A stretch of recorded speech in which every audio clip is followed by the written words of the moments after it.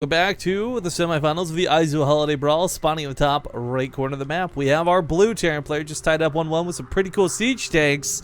Give it up for Gumiho.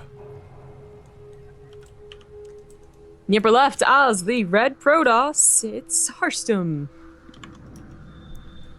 Okay, so Harstem, I don't know, game one was just so well thought out, well played, methodical, and he really played into all the typical stuff Gumiho did. Game two, Gumiho shook it up a little bit, and Harstem finally found himself all kinds of awkward, like, wait, what? Tanks? How do I, what?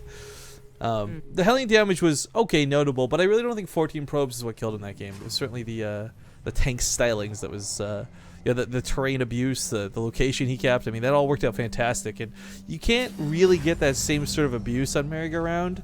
I guess there's the cliff faces to prevent zealots, but that's about it. I mean, you're not going to have that same abusive third base terrain advantage, so I don't know that we would see tanks again. Yeah, you can't force them to go into your tanks on this map. Or overgrowth. Like, they either go into your tanks and defend the third, or they give up the third. So, yeah, I don't know what else Harstem really could have done.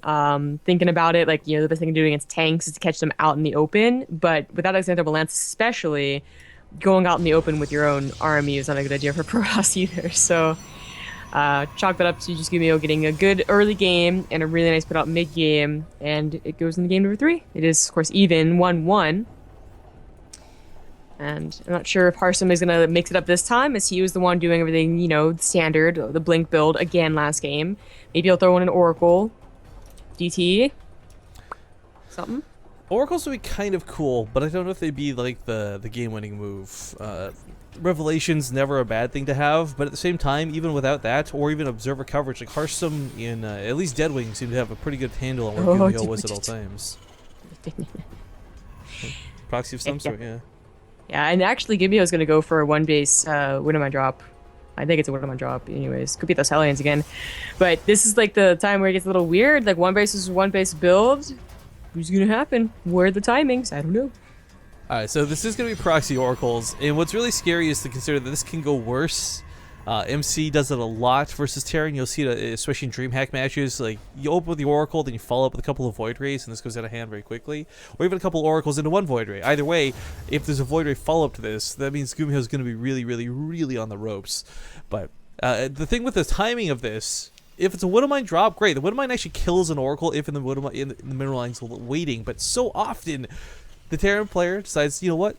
Let's go. Let's pick up. Let's get over there as fast as possible, and then in comes the Oracle, and you're gonna have a bad time. Yeah. What really sucks I think more for Gumiho, is that neither player have scouted each other. Harstem, he's in control. I mean, there could have been a 2 racks, I suppose, but not likely. Whereas Gumiho processes a lot of things, man. And you're not gonna scout them? That's a little dangerous. It's very dangerous. Now the first Widowmine is out, and it is heading towards that middle line, so we'll see how quick... Oh, he's gonna put it behind the satellite dish. It's so hard to actually see these things, guys. So when it goes to activate, Harstem might not realize this. The first Oracle may just die for nuts. It's not too... He might survive by... Nope, definitely not now. I mean, it's such a common place you would expect everyone to check for, but he doesn't, and... Nope. Down. I was thinking, like, maybe off to the right, he'd get away with it. Not right there. And the Leadership Core... Well, I guess now he knows that Widowmine's, like, spent, so she can safely go over that area. But she can't take on Marines, so that's the problem. If she, how for you?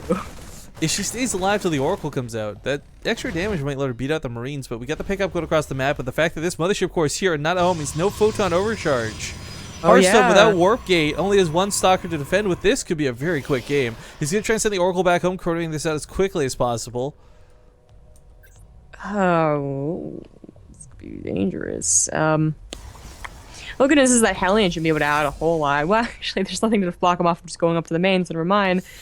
Res with the main, gonna help out. He's gonna be able to kill the Stalker for sure.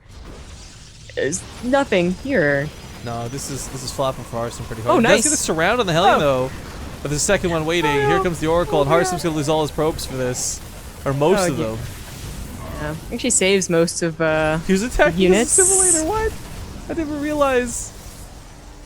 He's waiting out though for the energy. Once the energy runs out, okay, here comes the overcharge.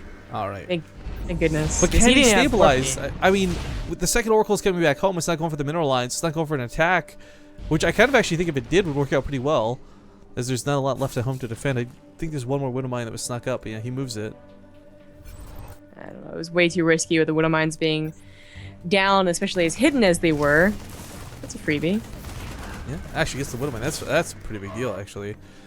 Second Widowmine coming forward. Go get that one. Oh! Nice pickup.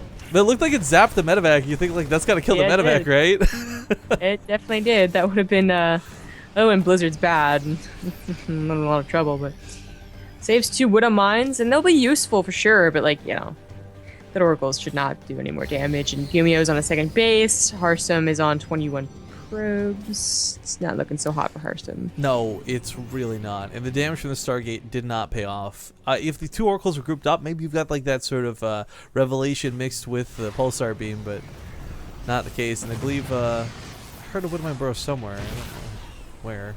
Maybe I'm crazy. I am crazy. You're crazy. I don't know. Oh, I did. No, it's over here in the mineral line. There we go. Well, he got another tank, so we talked about like probably abusing tanks on this map, but that doesn't stop him from just simply going for a push with tanks, you know, teaching up the natural ramp and saying, come at me. I kind of feel like this is going to work out, though, as more of a consequence of what's gone on in this game. The fact that Harstem has gotten so little done for such a big investment. Gumiho knows, like, this is not going to be a robo. This is not going to be Immortals waiting to greet him back at home. Yeah, absolutely. And this is going to attack, and I just don't know what Gumiho will have. You know, he's going to stop warping in because he's trying to get as many probes as possible, so.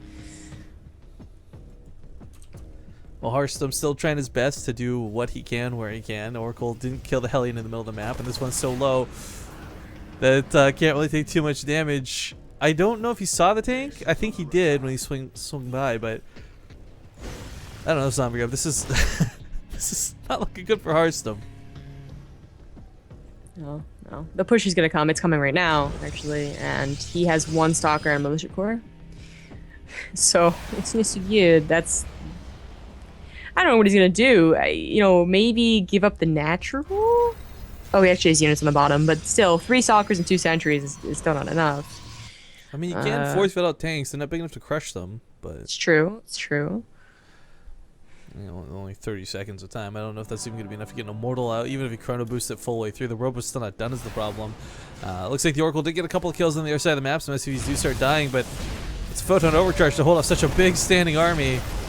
Yeah, Force Fields aren't going to be useful now. In fact, the Sentry's going to be targeted down. Militia Core will definitely die. Kills the medevac, though, so the longevity of the Marines is no longer here. Those Widow Mines. Oh, those Widow Mines! Okay, one comes a probe, the other carcass of the Stalker goes flying up that cliff, but good game. Well played. It's going to be called, and Gumiho will take the lead in this series 2-1. But that's okay, because let's be honest, Harstem tried something cheesy. It didn't work out, and it kind of bit of self-defeat when that happens, right? I mean, it's so...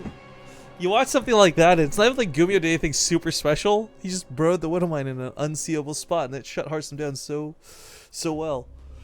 But big stretch as we hop into game number 4. It'll be King Sejong Station. Let's hop into this.